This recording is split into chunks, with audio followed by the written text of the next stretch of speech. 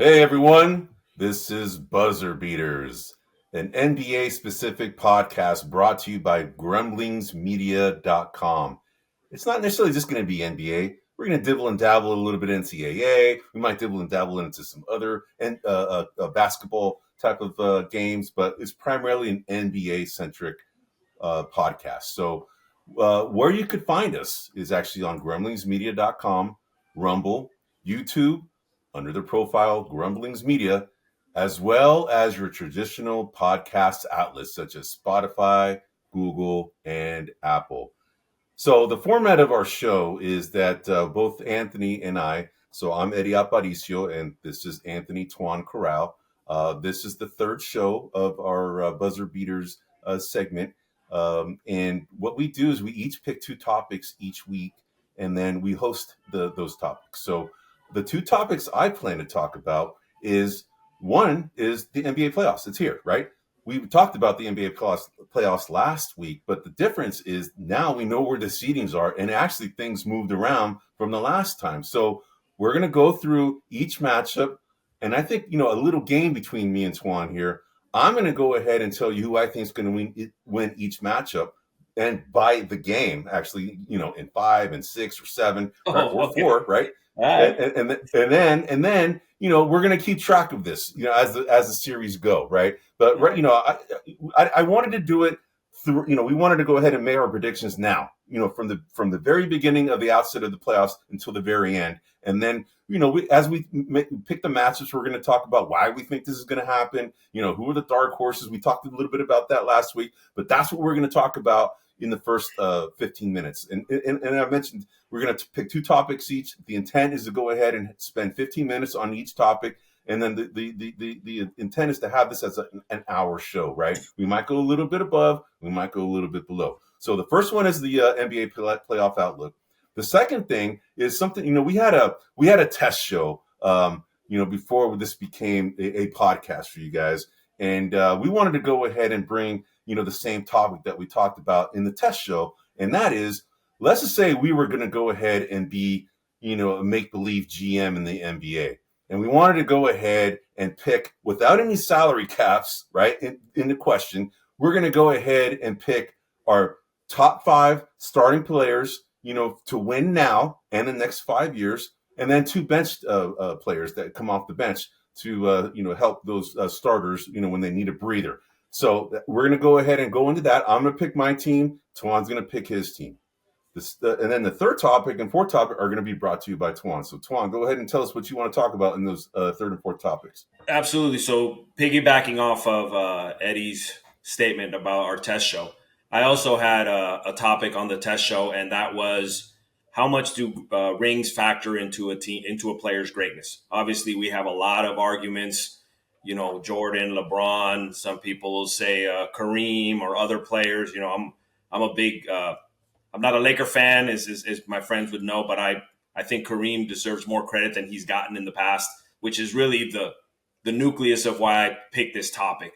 And so me and Ed are going to go back and forth a little bit. We're going to talk about how many players have rings. What do those rings mean? How do they contribute to that player's greatness? Looking forward to that. My other topic is something that's close to heart in many conversations that Eddie and I have had over lunch. And that is, are we in the LeBron era or are we in the Curry era? Now, I know there's a lot of LeBron fans out there, and, just going to have that discussion. They've had head-to-head competitions. LeBron's been in the league a little longer than Curry.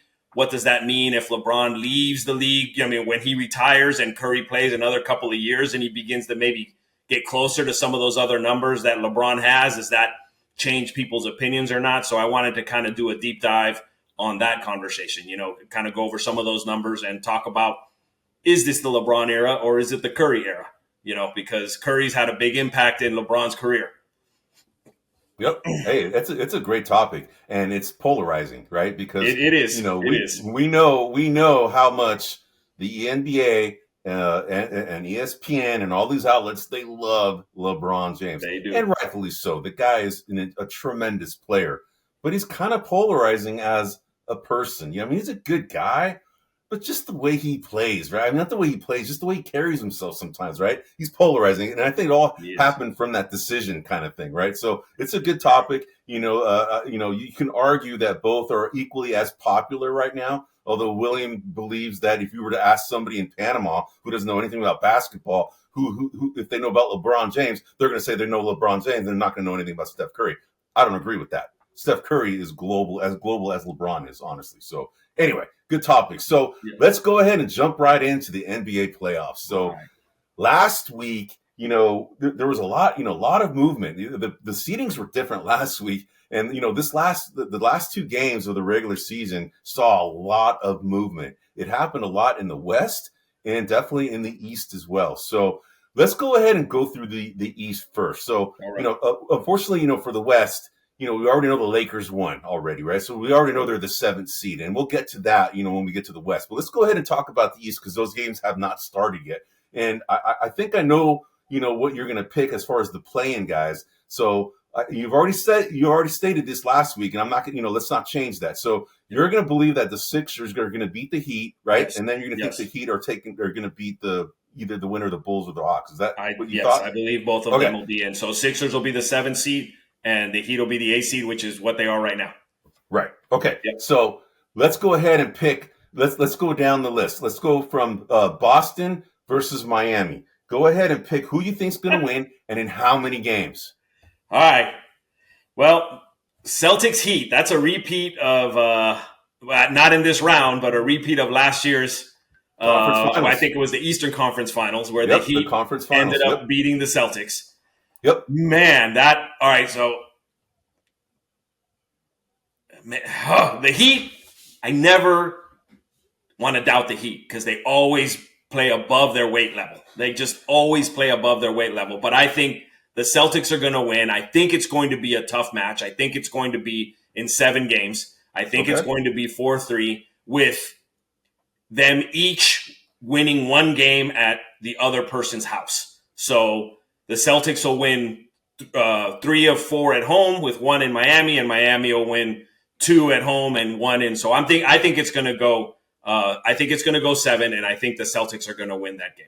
Let me pause there and get your feedback on that. I'm going to agree with you on this, but I'm going to say that the Celtics beat the Heat in 5. So I'm going to go ahead and agree with you on the same winner, but I'm going to say 5 games. And what we're going to do is a little game. I'm going to keep track of all this. Yeah.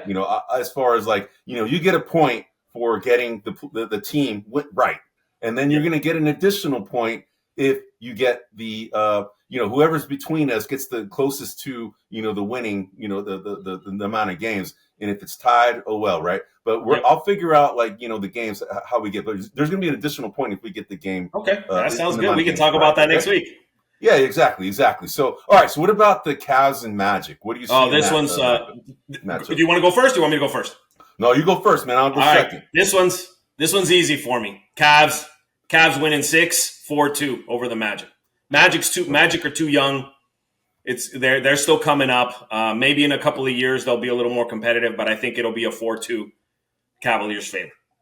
Yeah, the Cavs, they're a sneaky team, man. I mean, Donovan Mitchell is a freaking player, man. I mean, he is. And then you got Darius Garland, who, broke his jaw in the middle of the season, and, he missed quite a bit of games. And, but that backcourt is pretty deadly, man. And then Winston's you got, Winston Garland, exactly, former Warrior, right? So then you have Jared Allen. He's a good big. You got Evan Mobley. They're just a versatile team. So they're definitely a scary team, but they're kind of Dr. Jekyll and Mr. Hyde a little bit sometimes, right? They're on and off, right? So I'm going to agree with you on that. I'm also going to pick the Cavs, and I'm going to go ahead and say the same amount of games, man, because I think you got your spot on. I think it's going to be in 6. So I'm going to say Cavs in 6. All right. So what about Bucks and Pacers, man? Bucks and Pacers. All right. If you've been following me the last couple of shows, you know that I think Indiana's my dark horse, and I'm not going to stray away from them. I think Indiana gets the upset here, and I think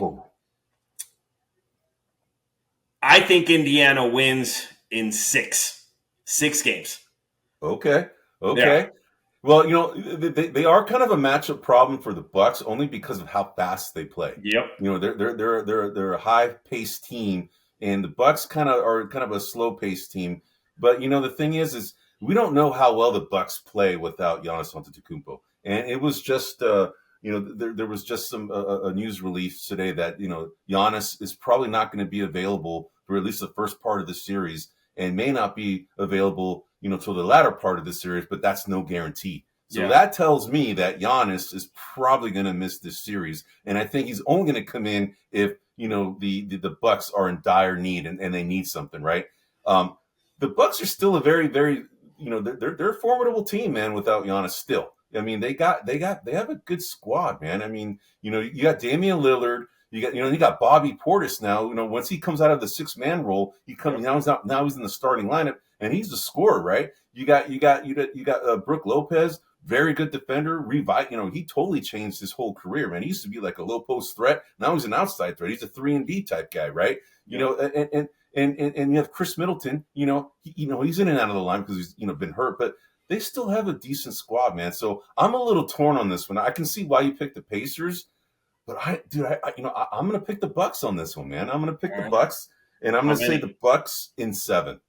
All right. Bucks in 7. All right. Bucks in 7. All right. All right. Well, this is where we start making our points here between you and me.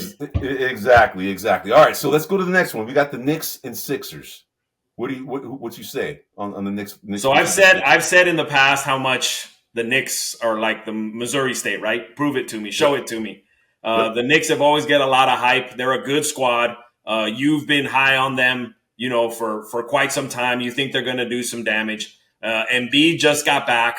I'm going to go with the upset, though. I think the Sixers beat the Knicks in 7. Wow. In 7, yeah. Wow. And is it because of the Embiid effect? Is that primarily the reason why you say that? Is because of the Embiid effect? Call me biased or call me whatever. The Knicks have been hyped up many times, and they, as an organization, they have not met the hype. Like, there's so much that comes up. So I need to see them, if they win, I'm going to assume that we're going to stop at this round, and then next week we'll do our predictions for the next round, and then so on and so forth, so that we can kind of work. Or are we going to go through everything now? We're going to pick it out right now, man. All right. We're doing it all the way through right now, man. Well, like I said, that's where I'm at. I think the Knicks got a solid squad. I like Brunson a lot. So he may be the factor. But yes, I think Embiid, the difference maker is going to be Embiid in that series. All right. He's an MVP player. He was going towards an MVP until he got hurt and didn't make the games necessary. So we'll see. But yeah, I think Embiid's the factor. He definitely is the factor. I mean, you can see how important that guy is to that team. I mean, They were like the 3 seed, and then they fell all the way down to the 7th seed, right? Because he just missed and actually he missed the game when they played against the Warriors when Jonathan Kuminga fell on his knee, and that's what hyperextended his knee. So we can see how valuable Embiid is. Right? But the thing is that the Knicks, man, they are a very defensive-minded team, man. They're showing me something. Jalen Brunson, man, is a problem, man. He is a problem. I agree. Nobody can guard that guy right now. How badly did Dallas screw that up? Oh my God! Can you imagine Dallas having him and Luka, Brunson and Luka in the backcourt? Jeez, man. I mean, Cuban pays everyone, but he didn't pay Brunson. Oh my God! But they're gritty, man. I mean, Josh Hart. Remember, I told you about Josh Hart years ago, man. I told you, man. I love that kid, man. Out of Villanova when he was on the Lakers, I'm like, dude, that guy would be perfect for the Warriors. He's a perfect type of guy for the Warriors, and he fits in like a glove with this team, man. He's doing triple doubles left and right now, where you have never even sniffed that when he's on the Pelicans, nor the Lakers. So I'm just telling you, the Knicks are my pick. They're the dark horse. I told you guys this last week. The Knicks are my dark horse. I'm going to go ahead and pick the Knicks, but I'm going to go ahead and put it in 7 just because, Embiid is a beast and, he's going to be a problem. They have Mitchell Robinson who can probably contain him a little bit. And you got Isaiah Hartenstein, who's the other big on New York, who's actually pretty versatile too. They have 2 big guys they can throw to Embiid and kind of slow him down a little bit. So that's why I think that they're just a more versatile team than people think. The Knicks are in 7. Now, keep in mind, though, Eddie, given their records, the Knicks only have 3 more wins than the Sixers have. Even as bad as it's a 2-7 matchup, with as much time as Embiid missed, I'm just pointing that out that, they only got 3 more victories. I got you, man. I got you. And but the Knicks also have lost Julius Randle for a big part of the year, so I think they've adjusted pretty well without him. And now they have. I think that because of that time lost, they figured out and formulated a different type of mindset as a team. I think they're really good right now. And when they bring Julius Randle this team next year, man, Okay. and whatever offseason moves these guys do, this is a team to watch, man. I'm telling you All right right. now, man. Knicks are a team to watch. So. All right, so let's keep going to the East, man. So now Okay. you have the Celtics versus the Cavs. What do you have there as far as game? Who's going to win and in how many games? Celtics and Cavs. I'm gonna go Celtics. I had them going 7 against the Heat, correct? You had them 7 going against the Heat. I'm Yep. gonna go Celtics in 6. All right. I'm also going to go ahead and say the Celtics for sure, and I'm going to go ahead and say that they're going to do it in 6 as well. So I think you're right on that one. So I think you're right on the Celtics. All right. So what about you picked the Pacers And and the you picked the Sixers. Sixers. So Correct. Pacers versus Sixers. Yep. What you got, man? I got And the this is where Pacers we in totally 7. deviate. You're The going to say Pacers in Pacers 7. in 7. Yep. Dang, man. Yeah, I'm either going to on be a those guys, fool. bro. I'm either You're going to be high a on fool those or guys, Nostradamus here. Man, they remind you of Run TMC's why you like them so much, man. That's why, man. Yeah, They're just I like run them. and I gun. like the Pacers. I like the squad, man. Yeah, and you think Tim Hardaway's out there with Mitch Richmond and Sarunas? Hell Come yeah. on, man. You know it All right right, here, man. baby. Right here. Run TMC. Hell yeah. Right? I like Halliburton, man. He's got that funky shot. I like him. I like Dude, that is a funky shot, man. That's funkier. Hey, Twan, that's funkier than your shot, bro. Oh, come on now. Don't mess with my knuckleball, bro. Don't mess with my knuckleball. Dude, this guy had a knuckleball. He had the Tim Hardaway knuckleball shot, man. Exactly. Yeah. So, all right. No rotations, but right in. All right, man. So, okay, this is where we completely deviate. This is where we're going to separate each other in the East. So I'm picking. It's Bucks versus Knicks. I'm picking the Knicks, and I'm going to go ahead and pick the Knicks in 7 again, man. So Knicks in 7. All right. So now here we go. Now we go to the point where this is now going to be the Eastern Conference Final representatives. So we have the Celtics versus the Pacers. Correct. What do you say, man? I think that's the end of the road for the Pacers, and I think they're going to be worn down because they're playing some heavy duty teams. They're going long. I got them going a couple of long series. I think they're going to lose to the Celtics in 6. All right, I'm going to go ahead and say the Celts in 5 against the Knicks. Right. Yes, against the Knicks. I got more faith in my Pacers than you got in your Knicks. well, the thing is it's a matchup issue, man. It's a matchup issue.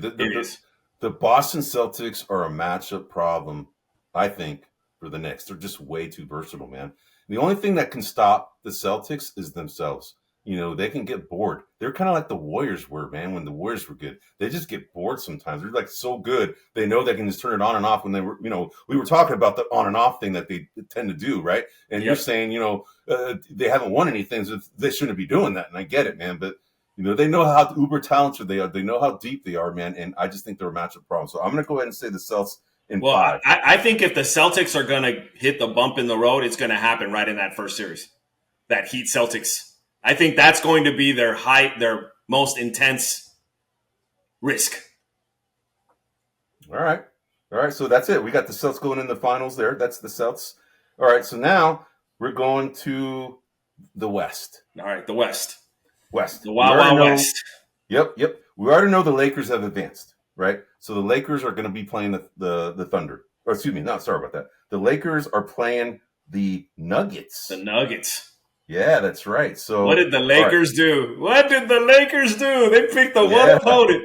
Yep. Okay, so now that brings us to, we already know the Lakers are in, so we can't pick that one. Okay, what say you about, the Warrior game's going on right now against the Kings, and they're not, they were down, I think by, let me see what the game is right now. They're down by 4 right now, bro. All right, the Lakers, the Warriors are down by 4. So we're not. That's the last update I'm going to give you for right now, right? All right. So the Kings and the Warriors. Who do you say wins that game? Warriors. I do too. So I'm going to pick the Warriors as well. All right. So then go ahead. Now that says the Warriors are going to play the Pelicans now. So who advances there? This is for the rights to go ahead and play. I got a caveat here. Got a caveat, little asterisk I'm going to throw up there. So Zion left that game late. with some sort of injury. I don't know what the injury Correct. was. Correct. Zion left with some sort of injury. If Zion does not play, the Warriors win. If Zion plays and is healthy, the Pelicans win. Okay. You know what? I'm gonna be a homer on this one, bro. I don't care if Zion plays or not. The Warriors were right there with them last game, and the Warriors played like jack crap in the second quarter, man. I agree. And unfortunately, they have a tendency to do that. But even with that really bad quarter, they were still there at the end, man. And they had a chance to fucking to pull that out, man. So I think their experience is going to be the difference.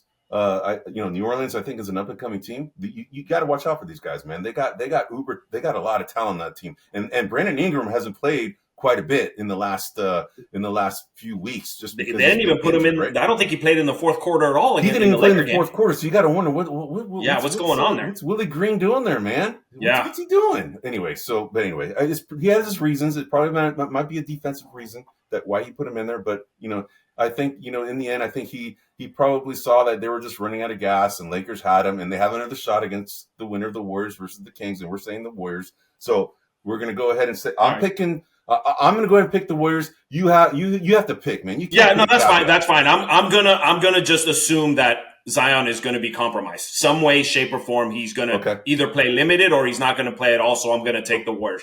Back to your point, though. I will tell you this: the reason I worry about Zion is you're right. The Warriors played like crap, but so did Zion.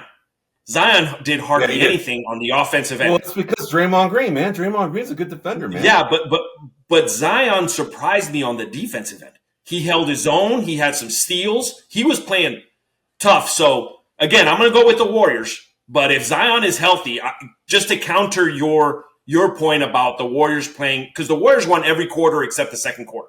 They won every quarter. And the Warriors, as maddening as it is, they always have a quarter like that. Like every game since I can remember in the Curry era, they're going to go and have like all these turnovers, balls they're giving away as though it doesn't matter. And I think that you're asking a lot of the Warriors to be protective of the ball for the whole game. I think that they'll have a slip here and there where they're going to be turnover prone. But again, that's with Zion in, but I'm going to go with you. I'm saying Zion's not playing. I'm going Warriors. You're saying Warriors. All right. So now that brings us to the first round of the playoffs. Yes. That puts the Thunder versus the Warriors. Go ahead and pick. All right. So for all my hooting and polluting here, so the Warriors were very good on the road. Yes. So I think you know where I'm headed here. I think the Warriors win in 7 against the Thunder. And you know what? We're both homers, bro. Come on, man. We are homers. We're San Francisco, man. We are homers. We're Warrior fans through and through, man. We know what this team's made up of. And as up and down as they have been this season, man, they still have, man, they have 1, 2, 3, 4 Hall of Famers on that team, man. 4 Hall of Famers on that team. So that means something, man. The only thing that gets in the way of the Warriors is themselves. And if they can just limit their turnovers, which is asking a lot, man. It's their motion offense, man. It's just kind of the byproduct of their motion offense. They're going to turn the ball over. But if they can limit that, man, I think that they're going to be a problem. And I think this is the best matchup for them. I think so too. The Thunder, because they're young, they're hella good though. They remind me a lot of the Warriors of 2015, honestly. Yeah. Even though the composition is different, they're not made up the same. They're not, not based on shooting. They're just a hardworking, good team, man. So I like the Thunder a lot, and they got uber draft picks galore to come, man. So this team is going to be good for a while, man. So all right, but not this year, man. I think the Warriors are going to take them out too. So I think the Warriors do too. All right, so what about Clippers and Mavs, man? Well, so I've been kind of have my ear to the grindstone here a little bit, and I heard Kawhi's hurt.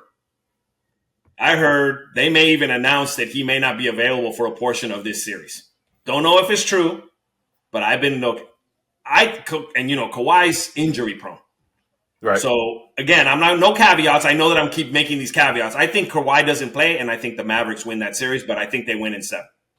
Okay, you say Mavs in 7? Yeah. Mavs are already my dark horse, bro. Yep. All right. I'm going to say Mavs. But you love the Clippers because I want to say you love the Clippers. You love Kawhi. You love Kawhi. Yes. But dude, the Mavs are a hot team right now. They're a problem. And that trade with PJ Washington and Daniel Gafford, Yeah. That's changed that team, man, Yeah. big time. Yeah.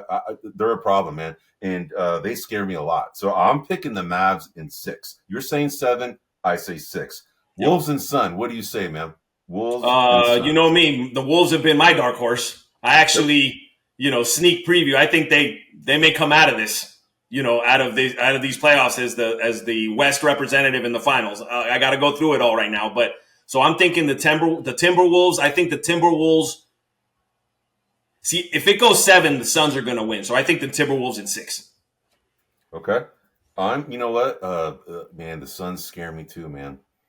But the Wolves are so, and they're going to have Karl Anthony Towns now. So, Mm-hmm. and, but the thing is, they have to reintegrate him a little bit because they've been playing without him for quite some time. And, anytime, as good as Karl Anthony Towns is, uh, there's a lot of, talk about him taking bad shots for a big guy, right? But he's still uber talented, man. I'm with you, man. I think the Wolves are a better team. I'm going to go ahead and say, I'm going to say 7. You said 6. I'm going to say 7. Yeah. So, all right. I think if it goes 7, though, Ed, the Suns win. I hear you. I think the Wolves got to win it in 6. I hear you. But the Wolves are way better than everybody thought. And who thought early in the year? Remember when the Warriors played against the Wolves back to back, and the Wolves took out the Warriors? We're like, come on, why are we losing the Wolves, man? Yeah. Turns out these guys turned out to be hella good, man. No. Okay. Now let's go to the Nuggets and Lakers. Oh, bad matchup for the Lakers, man. But bad you never know. matchup. I don't want to Anybody destroy the against the Lakers, Nuggets. so I'll say the Nuggets in 6, but I think it might be the Nuggets in 5. But Okay, I'll you're go gonna say 6. 5 or 6. I'll You're gonna say 6. I'll stick with Okay. 6. Okay, I'm gonna say Nuggets in 5, man, because that's a bad matchup for the Yeah, Lakers. Right, Anthony Davis is their whole team for the Lakers, and he's going to be neutralized with Jokic. Not that Jokic plays great defense, but he's going to have to expel a lot of energy on the defensive end, and Jokic is just going to assist him to death. And then when he wants to get in those funky low post little moves that he does, it is a problem. It's a bad matchup for them. All right. So now that takes us now to we have the for you Warriors versus the Mavs. Warriors and Mavs. Man, my homerism can only go so far, man. I can't like I want to, like the little kid in me is like the Warriors could do it. But I think the Mavericks take that in 6. Okay. I don't think it'll go 7. You know what? I'm gonna be the homer, bro. I'm gonna say the Warriors in 7. Hey, I'm not hating you for that, Eddie. I hope you're right. I hope I lose this contest. I'm gonna say the Warriors in 7, man, and that could seal my fate with that pick, but I don't care, man. I gotta follow my team. I gotta follow my team, man, and they're dangerous. If they, but it could all be for naught if they lose tonight, right? So my whole bracket could be screwed. Anyway, all right. So what about the Wolves versus the Nuggets? Great matchup, man. Great matchup. Damn. And I kept a close eye on that game they played a couple of nights ago, where the Wolves were in it all the way until like the last couple of minutes, and they ended up losing by like 15, 16 points. I mean, it was like a smoke job at the end. But as you mentioned, they'll have Karl Anthony Towns back. Yep. I'm going to stick with my dark horse, and I'm going to say the Nuggets in 7. I mean, the Timberwolves in 7. The Timberwolves in 7. I'm saying Nuggets in 6. Nuggets in 6. All right. Yep. So that brings us now to the for me, Mavs. The Mavs versus the Wolves. Yes. To go to the finals. Correct. What do you have? I got the Timberwolves in 6. Wow. Okay, so you have the Wolves versus the Celtics as the finals. I'm also this is where I think this is where I think my homerism ends too, man. I think the Nuggets. Here you are telling me I got to stick with my team next round. But the Nuggets are a problem, man. For everybody, Nuggets are a problem. They're a problem. I mean, Jokic is a problem, dude. And you know what? And I thought they were going to lose out a lot because of them losing, Bruce Brown, Jeff Green. I mean, those two guys were good freaking contributors on the bench side of the Nuggets. And then I'm thinking, well, man, what do they have left, man? Christian Brown and who else, man? At that point, I'm like, Zeke Naji, who else, man? Anyway, they figured it out, man. They got this Peyton Peyton, what is it? Peyton Watson from UCLA. He's been Yep. playing pretty well. Yep. Yep. And then you got Christian Brown. He's come out of nowhere. So they've shored up their rotation with those two guys just stepping up. So Dude, I'm and Aaron Gordon from Midi, right? I think he's from Midi. He's from Midi. Aaron Gordon, like he went from someone that was like, slam dunk champion. He's like the man on that squad. Or like A-Man, he's like one of the key components on there, and he's been playing well. The Nuggets are a solid squad. Absolutely. All right, man. So then this is Champions. it. This is the last pick for you. Now We're gonna finish this, man. All right. Yeah. I'm gonna keep track of this. And for those of you who are listening, you guys want to go ahead and post your winners in the comments section. Great. Let's go ahead and do it, man. Yeah. We'll keep jump all over me. Go have at it. Yeah. But anyway, so okay, Wolves versus Celtics. What you got, man? Well, I think here's where it runs out for my dark horse. And I think the Celtics finally get over the hump. I think the Celtics win in 6 over the Wolves. And I'm going to say the Celtics in 6 too. Over the Nuggets. Over the Nuggets. Yeah. Yes. I think the Celtics, this is their year, man. I mean, the Nuggets, as good as they are, man, I think the Celtics will beat them, man. They're just deeper and more versatile. And I think that's going to be the difference. You got, Kristaps Porzingis, I think he can defend Jokic to a degree, right? Then you got Al Horford who can kind of pester him a little bit. So they have guys that they can throw at him, man. So that's why I'm picking the Celtics in 6. Dude, people talk about LeBron's old. How old is Al Horford? Dang. I think that homie is up there. 38. I think he's 38 or 39. I'm not sure. He's up there with LeBron though. He's one of the older players in the league for sure. Yeah, he's gonna. So old man Horford. Yeah, he's Robert Parrish 2.0, bro. He's a Latino, right? Did you know that? Yes. Did you know Karl Anthony Towns is also a Latino? No, where's he from? I didn't know Dominican. that. They're both Dominicano. Yes, they're Dominicano, man. There's a few Latinos in the NBA, man, that you just there's a couple. would have never thought, man. So anyway, all right, that's it, man. So that's the first segment of what I wanted to talk about. We're gonna move on to the next segment that the thing that was in the test show. So, I wanted to play I play fantasy sports but we have the All-Star game, for the NBA, and that's usually East versus West. And, they've had team captains in the past and they pick players, to make up their squad. I wanted to go ahead and say, if you were a GM, Twan, and I was a GM, who would we pick as our starting 5? And who would we have as 2 bench players that come off the bench to substitute for these starters? So I'm going to go ahead and tell you who I picked. All right. So my point guard. Hold on. Before you start, Ed, 1 second. So one little caveat. I don't know if you called it out and I missed it, but we're talking about a dominant team for the next 5 years. Now for the next 5 years. For the next 5 years. I think it's important to call that out. Yes, you're right. And I did say that in the beginning, but I didn't reiterate it. So you're right. Thanks for stopping me on that. But yes, picking a starting 5 with the bench warmers, or people, not bench warmers, people coming off the bench. And then they're going to substitute for these starting 5. But this is based on players now for the next 5 years. For the next 5 years. That kind of rules out some of these guys that we probably would have picked, right? Yep. I mean, we know that, LeBron is, he's almost, 50, man. He's not 50, but he's going to be 40 next year, right? Steph Curry's almost there as well. He's almost 40. You got, Kawhi Leonard who's up there, right? So you got Paul George who's up there. You have all these guys that are older that, you would definitely think about putting them on the squad just because of how good they are. And, but the thing is, I'm talking about now and the next 5 years. Yep. So, all right. So here's who I pick. My point guard. Yes. Luka Doncic of the Dallas Mavericks. Yes. One of the biggest matchup nightmares in the NBA. A walking triple-double, right? This guy is a machine. And we talked about the triple-double thing last week about, where he's at. He's probably one of the guys that's going to be, coming close to beating, Russell Westbrook as far as triple-doubles. Or Jokic, if Jokic beats him there. Right. It's either Jokic or Luka, right? And Luka's, I think, 2 or 3 years younger than Jokic.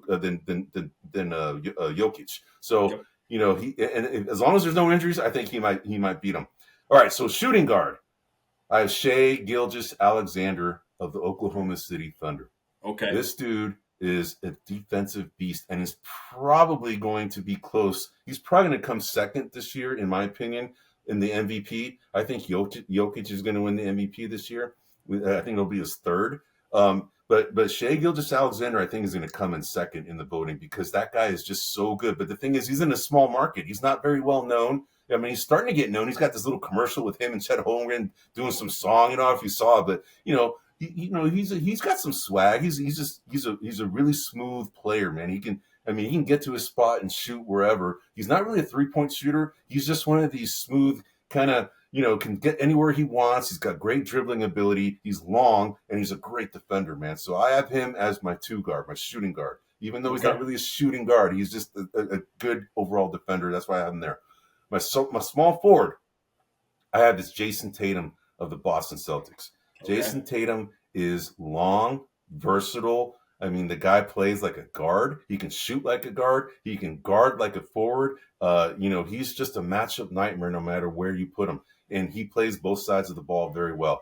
The only thing about Jason sometimes, in my opinion, is that he hasn't shown me yet that he has that factor of like, I'm gonna dominate you, kind of like, I'm gonna take you over, right? Kind of like the Kobe Bryant kind of like drive, right?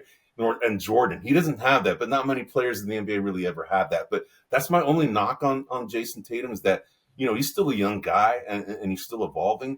But if he just gets that killer instinct in him, and this guy would be freaking unstoppable. He already is, but he'd be even worse, right? So Jason Tatum is my small forward. My power forward is Giannis Antetokounmpo. We all know how this guy is a unbelievable two-way player, probably the best two-way player we have in the NBA right now. I mean, he is elite on both sides of the ball, and he's ultra long, ultra athletic, and he just plays bully ball, man. He just runs you over, right? Nobody can stop him when he's like a freight train, man. When he starts rolling, he starts coming downhill on a fast break. Nobody wants to get in front of him. Kind of like the LeBron effect. Nobody wants to get in front of LeBron. LeBron's just a big old freaking freight train. This guy's a freight train, but he's just leaner and longer. So Giannis Antetokounmpo is my pick for power forward, and my last guy for the starting 5 is. I know you thought I was gonna pick Nikola Jokic because you know how much I love him, right? But I didn't pick him.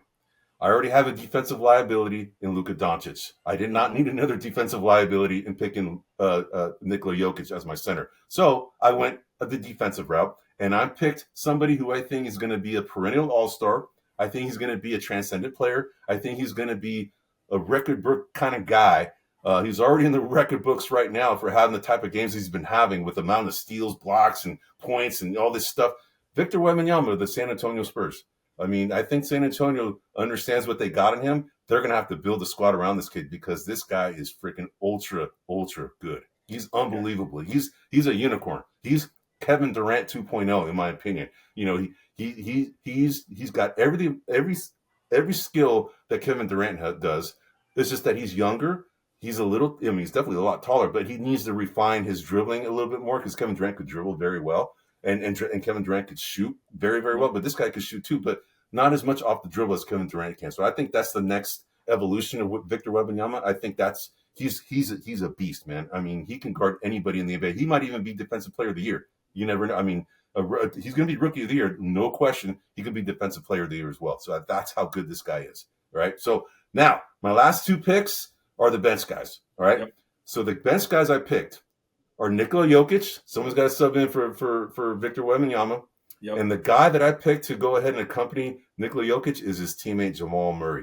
I mean, Jamal Murray is a very good shooter, decent defender. He's a bigger guy. And that's the reason why I picked him is because they have some chemistry already, and all these other guys that I picked, they don't play with each other very well. So I wanted to go ahead and pick 2 guys that play well with each other, and they're both young and poised to be good for the next 5 years. Yeah. So that's my squad, man. All right. Let me know what you think, or just give me your team. Well, I like your squad.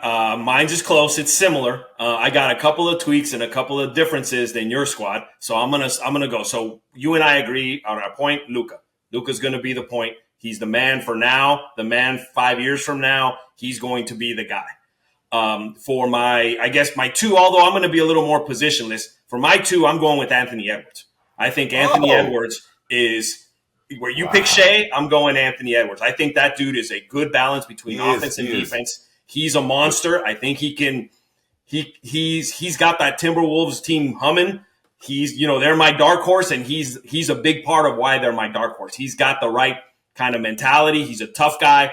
I like the way he plays. He plays aggressively to the hole. He can shoot, here and there. Not a super great shooter, but he's getting there.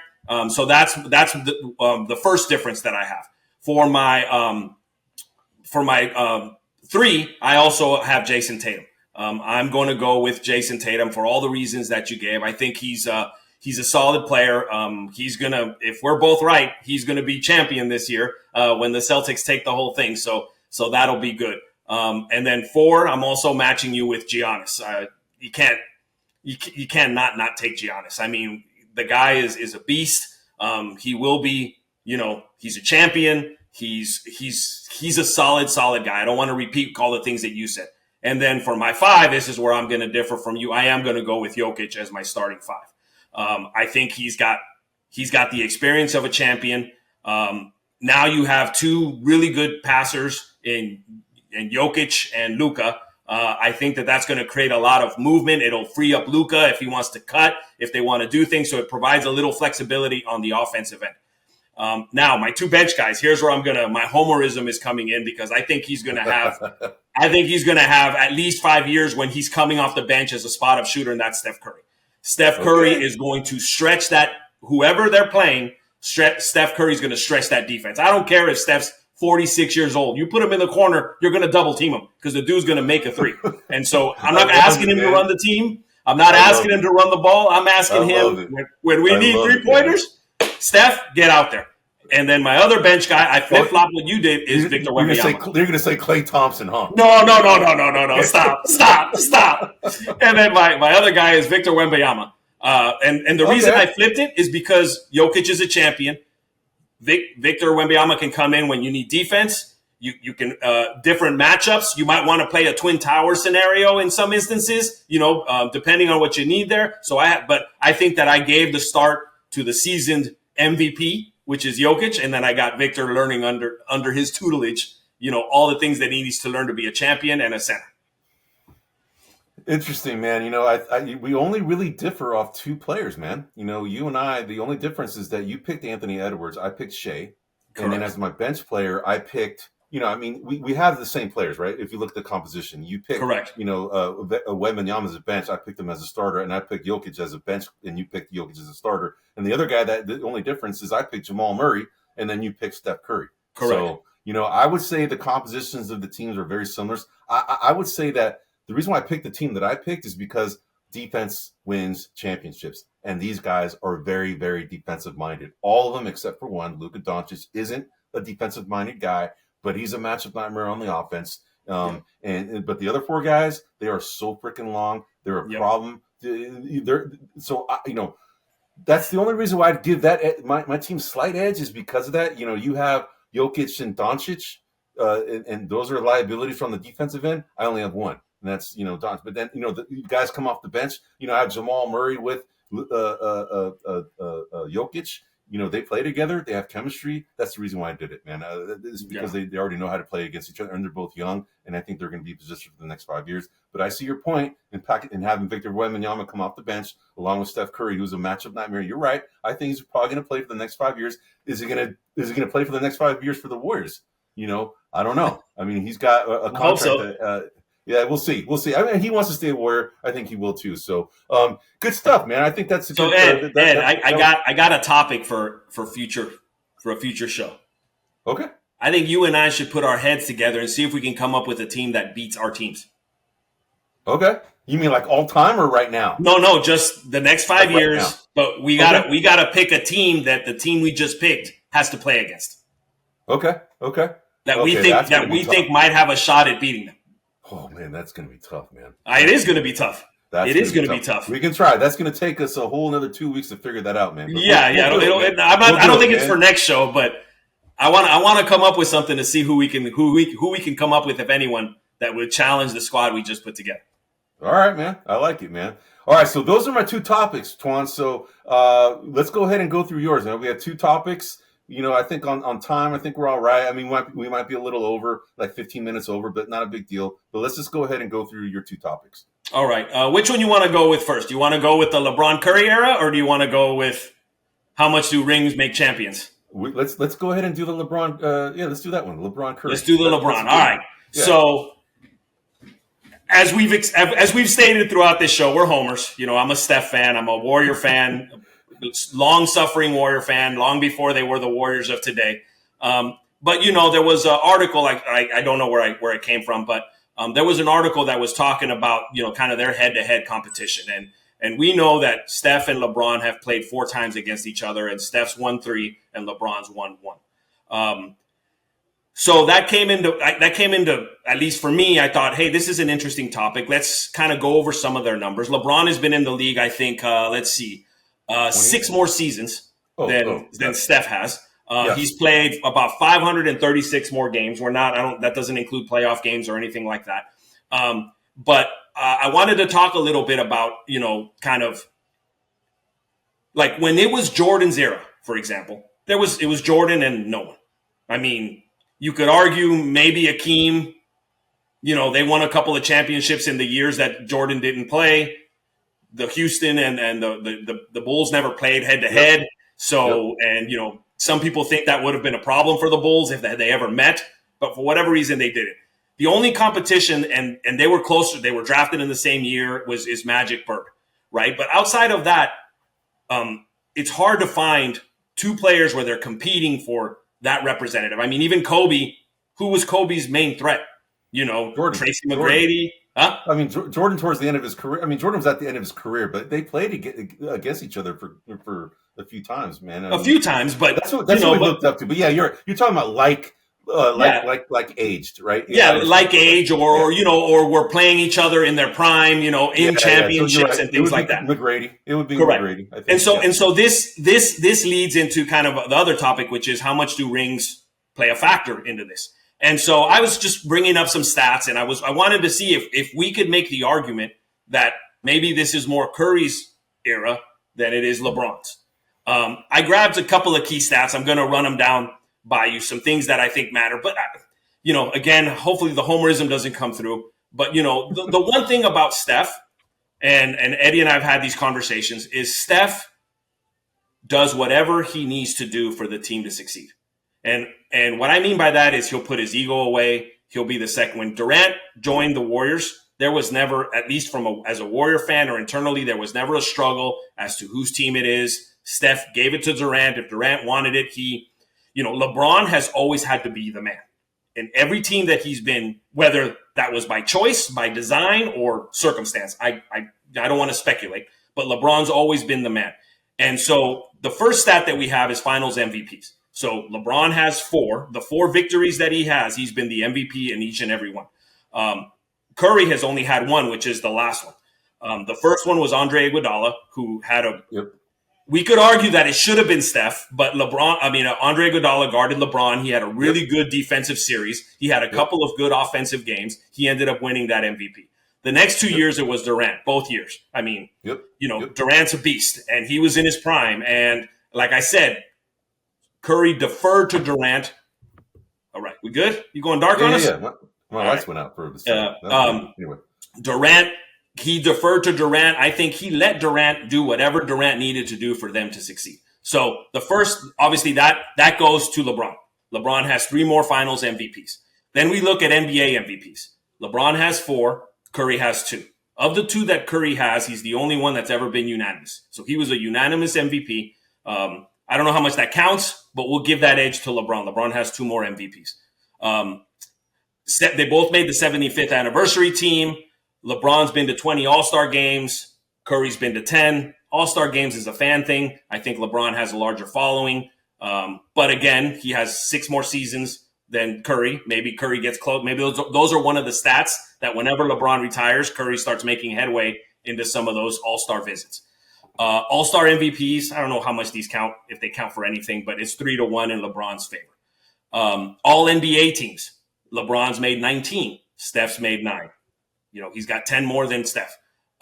All NBA defensive teams, which, forgive me, but I did not know that LeBron made as many all-defensive NBA teams as he did. So he's been on 6 NBA all-defensive teams. Oh, wow. I didn't know that. That's something that I came across. I'm like, oh, okay. And Curry has been on none. So pretty much everything I've read to you at this point has been kind of in LeBron's favor. Here's some stuff that is in Steph's favor. Steph's been the scoring leader twice of the league. LeBron's been once. So that's in his favor. Eddie,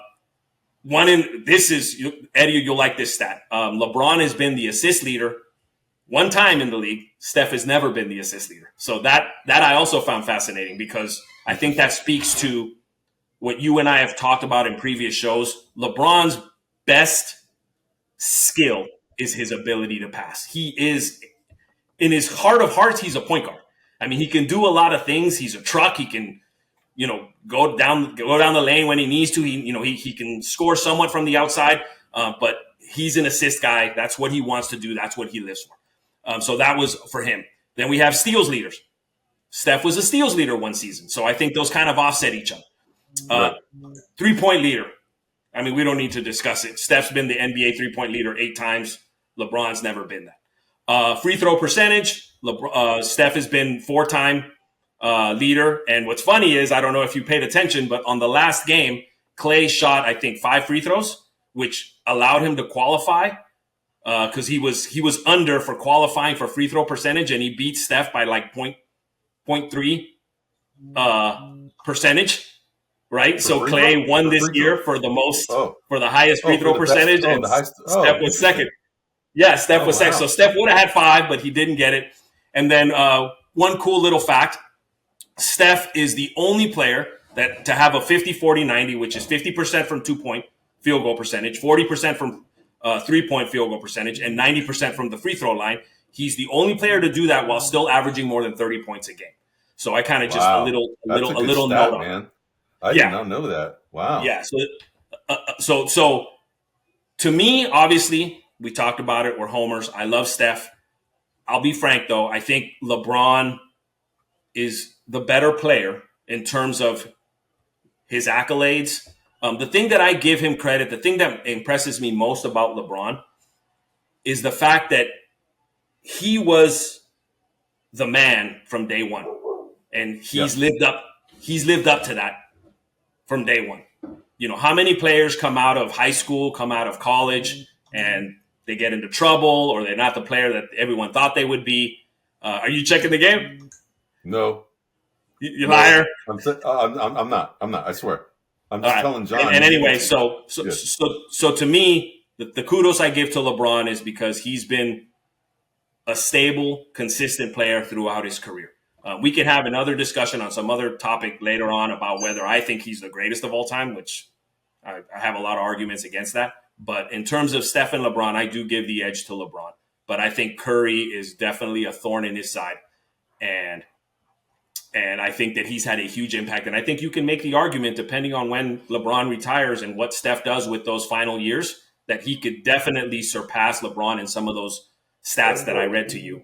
Probably not all-time scoring leader, which is LeBron is, which I didn't bring up, but I think everyone knows. So, yeah, but your argument is that when both Steph and LeBron were in the league together, because LeBron has been in the league longer than Curry, but when Curry first came in the league in 2009, and LeBron had already been in the league, I don't know what, 5-6 years or whatever, 6 seasons, 5 seasons, 6 seasons, right? But you're saying from that point, from 6 seasons into LeBron's career to when Steph entered the league, that everybody's kind of looking at this era as the LeBron era, but you're pointing out some factors that make you kind of consider it could be also really the Steph Curry era. And in my opinion, I think this is going to be defined as the LeBron and Steph Curry era, because let's face it, man, they are today's Larry Bird and Magic Johnson, man. They are. I mean, they faced each other, in multiple finals, and Curry's won 3 of them, and LeBron's won 1, so four finals in total. They face each other. I think Bird and Magic, I don't remember how many they faced in each other. 4, it might have been the same. I'm not sure exactly how many there were, but it was one versus the other, right? Mm-hmm. And we all know that LeBron definitely admires Steph Curry, and Steph Curry, vice versa, admires LeBron. I mean, they both define this era right now, right? I mean, Steph Curry changed the game. He changed the game as it's played today because of the way he shoots. LeBron, didn't necessarily change the game, but he is defined as the best player of this era without a doubt. And he might have even stamped his way into being the best player of all time. You and I have an argument on that. I'm not saying that that's my opinion. I'm saying that's a lot of people's opinion because of he surpassed Kareem as the greatest scorer of all time, right? When he came to this league as primarily a passing type of guy, not necessarily a scoring player. So, but LeBron is he's unbelievable. He's a huge guy. He had this enormous pressure on him coming out of high school. And most kids at his age, and when he was 18 or 17, whenever he first came out, man, how many kids at that age can handle that media pressure, man, and actually deliver?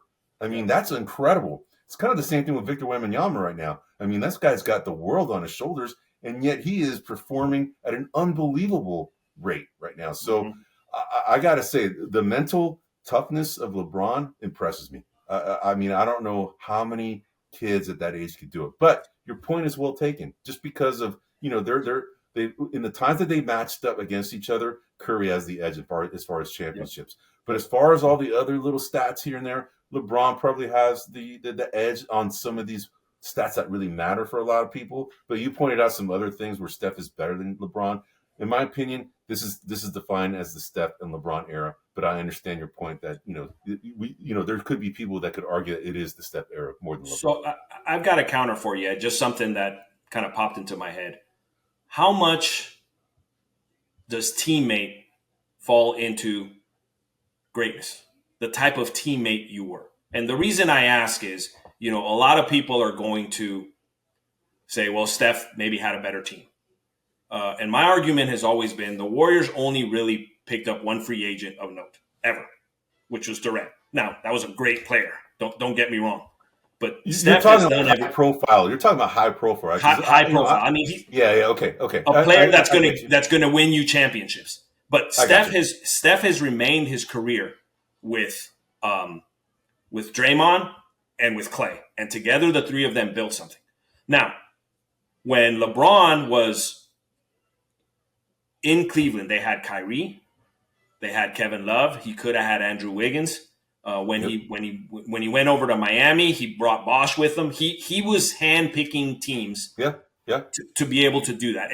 And to me, that takes away from your greatness, right? How much we can argue, but I think Steph has done everything with pretty much the cards that he was dealt. Now, he was dealt some pretty darn good cards. I mean, he's had some good players.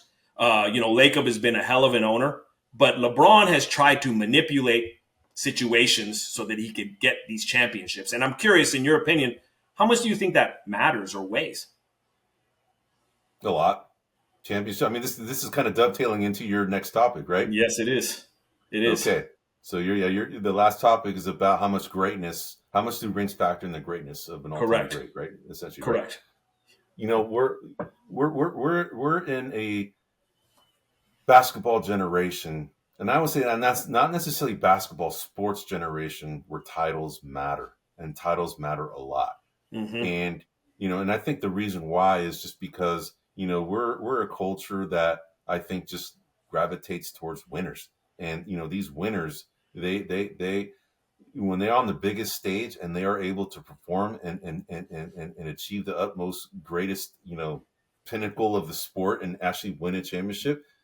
That matters, man. That matters. And so but I would say the older players, because I know we had talked about this topic before, but I'm just going to preempt it a little bit. But Bill Russell has 11, right? He does have 11, and he's not even talked about, right? So, but and I think it's just because a lot of it is because back then when Bill Russell was playing, there wasn't as many teams as there are now, and so the pool of players for these champions to compete against were a lot less back when Bill Russell. But you mentioned that, and I want to counter that for a minute. Sure. Yes, you're right. There were less teams, but let's for instance, as an example, there's 30 teams in the league right now, right? Is it 30? Yep. Okay. Yep. Imagine if we dropped it to 20, right? Yep. Imagine how much more talented each individual team would be. Yeah, way more. Way more now. But now we're talking about But what now. I'm You saying can't is, say the same thing back then, though. well, there's a variety. There's political reasons we can't say it. But what I'm saying is, the people that played in the league at that time, for whoever was playing, were the creme de la creme. Yeah, So I have a counter a little bit that, yeah, they had less teams, but they also had less watering down. They had more players that were probably more competitive, and it was probably there's some offset there. It's not just that you had less teams and they all sucked. They were solid teams. yeah. No, I hear you, man. But I think that championships definitely matter towards a player's legacy. Now, it's Yes. only when when the stats are equivalent, right? Like we know the poster boy for this argument is Charles Barkley. Charles Yep. Barkley never won a championship in his life, and he always gets so much crap about it from Shaq Yep. about it, on TNT, right? He always just that throws it in his face, and Charles Barkley takes it. He had his opportunity. He could have won one, but he just never got over the hump. But that guy was a dominant freaking player, man. He He was. was dominant. A lot of people forget how good that guy was. And it's interesting because we had that pyramid of players, last week, that we were talking about, the highly skilled, pyramid. Yep. Man, he wasn't even on that list, He was. and No, that guy was freaking skilled he in a was. lot of ways. He was. So yeah, we forgot about how good Charles Barkley is, but he is definitely the poster boy for somebody who is pretty much ignored and being considered one of the greats because he doesn't have any rings.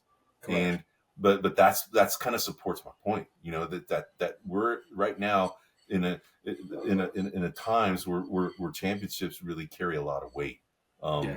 And so that's that, I made this analogy in the test show, but if you look at like changing sports, right? You look at, Steve Young only had one championship ring. You have Eli Manning, who has two championship rings. Who's the better player? Yep. Well, Steve Peyton. Young, Yeah. right? Yeah. Steve Young is the better Steve player Young. than Oh, Eli sorry, Manning. Steve Young. Yeah. Yeah, Steve Young's better than Yep. Eli Manning. Yep. Peyton Manning's better than Steve Young. Yeah. My point Sorry, is, that's why I thought I heard you said Eli, but I heard when, Peyton. when you're Yeah. Manning, you're like Archie Yeah. Manning. Yeah. No, Archie didn't win but any. yeah. No, but Eli Manning, and my whole point is, even though we're in a culture of championships, it's not the all the be all to support who's the better player, because you got to talk about Robert Horry. Robert Horry, what, he has 7 rings? Yeah, Robert Horry has 7. He's not even considered in any of these conversations, just because he benefited from being on teams that were really, really good, and he just happened to be there to get the rings. Not that he wasn't bad; it's no slight on him. It's just that he wasn't the main guy on that team, and we're talking about main guys on the team. Correct. When we talk about your point about does rings factor into players' greatness, especially Yes. all-time greatness, right? But then So you look at someone like Kareem, who has 6, right? Yeah. And Yep. he gets ignored. Like, to me, he gets ignored. He's never discussed as potentially the top 3. And you look at someone, speaking of skill and championships, Will Chamberlain. He has 2 championships, and 100-point game, average 50 rebounds a game. I mean, again, maybe this is an era where the competition was not as stiff as it was later, but that dude was a monster in terms of statistics. And he's never even discussed. You could have, I've seen top 10 lists where he's like close to the bottom, if not even in it. Yeah, no, I know, man, but I think because Kareem, he's an interesting he's an interesting case with respect to these arguments about the greatest of all time, because I think he definitely deserves to be in that conversation as the greatest of all time. It's always MJ versus LeBron. That's always the argument. And Yep. especially now that LeBron took over Kareem's scoring title, that's even louder right now. It's MJ and LeBron. And a lot of it has to do with just because these guys, they have the ball in their hands. They can do stuff, without having somebody else passing the ball. Kareem wasn't that player. The only way Kareem could do what he does is, when he gets the ball to get his iconic skyhook, and once he got that ball down low, man, it was unstoppable. Nobody could guard it, right? Yep. But then the only other way he could score is if he gets a putback, from an offensive rebound. right? He can't dribble the ball and create his own shot. I mean, not on his own. That's where LeBron and Jordan. That's why they're looked at that in that regard, is because they're able to handle the ball and not wait for somebody to give them the ball, whereas Kareem does. But for as far as accolades, I mean, Yeah. Kareem's right there with Jordan. So let me 6 rings.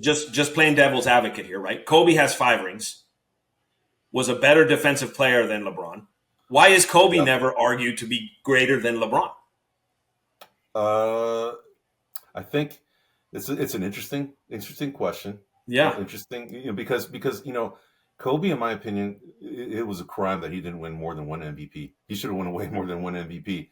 But I think that he just wasn't very well liked when he was in the league. He didn't have a very good reputation with the press. He just was kind of a salty guy. Similar to you Kareem. Similar to Kareem. Kareem's a very salty guy. Yeah.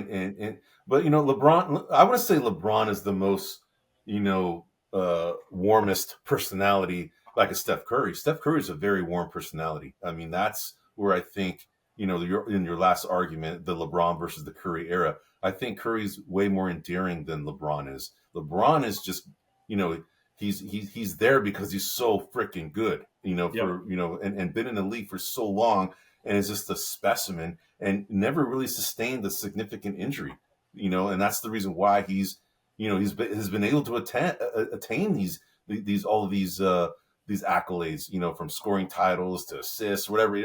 All these things that he's known for is because he's had the benefit of health. The guy's a specimen, right? But we're talking about endearing personalities. Kobe wasn't that, man. He wasn't that at all. He was uber competitive. Later in his career, what was that? He was uber competitive, expected a lot of his teammates would shut him out if they didn't play up to his standards. No, I agree. Yeah. He took his craft very, very seriously. Yep.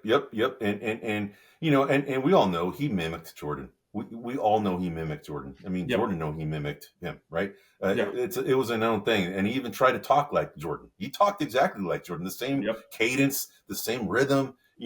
That's who we looked up to. And hey, that was the right guy to look up to, because look at his career. Kobe is an all-time great, but he's not regarded as in the same conversation as LeBron.